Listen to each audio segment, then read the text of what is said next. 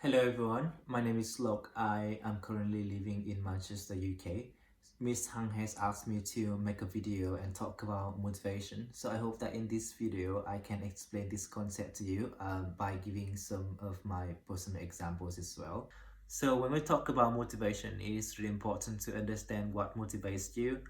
In a way, this is your ultimate goal that you're trying to achieve. It is either from an internal factor or an external factor. So for example, when I was in Vietnam, I really wanted to study in the UK, and the internal motivation here for me was to become successful and achieve something big.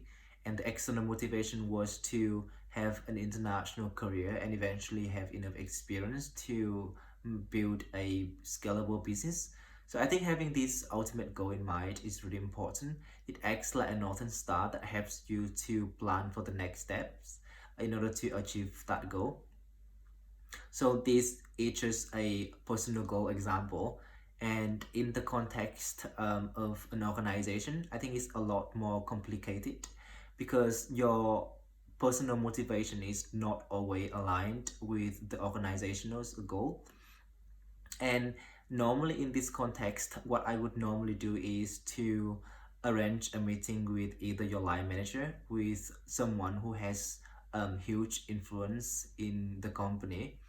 So by having the meetings with these people, I would normally discuss to see what I can do or what I can contribute in order to support for the organization goal, but at the same time, that is more in line with my personal goal or my personal motivation.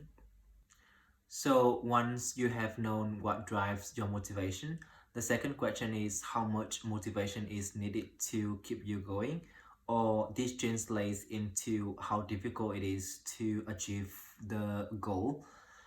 And going back to my example of having an international career, it wasn't easy at all for an international student, especially for someone who doesn't speak English as the first language. So when I was still studying my master degree, I tried to apply for an office job. And by applying for this job, I would have to compete with local students. And because they had a lot of advantages compared to myself, so I needed to prepare a lot harder for my interview um, in order to get a job. So in the business context, this is even trickier because your motivation is affected by your colleagues, your line managers, and other people. And more often than not, you have to work with other colleagues in order to deliver a project. And this is not just your own effort anymore. This is the whole team effort.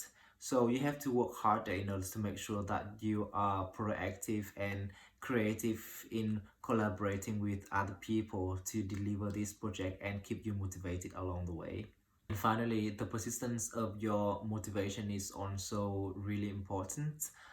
Quite often that your effort won't come into fruition, and if you stop right there, you won't be able to achieve your ultimate goal. So going back to my example of building an international career, it took me 2 years, both studying and working part-time jobs at the same time, just to prepare for my job when I graduated. At work, having this persistence is really crucial. A typical project would normally last somewhere between 6 to 12 months, and you would normally find yourself in a very difficult situation where, for example, a colleague would leave just halfway through of the project, and you would need to stay motivated for a long time in order to deliver your projects. So to conclude this video, you will be motivated if first, you know what drives your motivation. Second, you know how much effort you need to put in. And the third, being persistent with your motivation.